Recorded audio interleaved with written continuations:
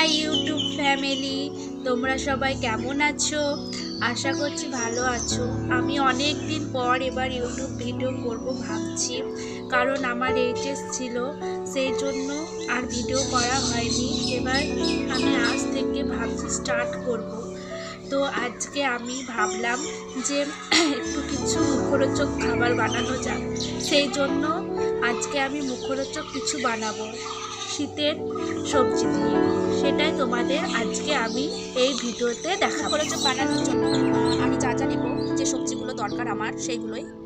যেমন নিয়েছি এখানে পেঁয়াজ, আলু, লঙ্কা, মটরশুঁটি আর বাঁধাকপি নেব। সব রেডি করা হয়ে গেছে, এবার শুধু শুরু করব তৈরি করা।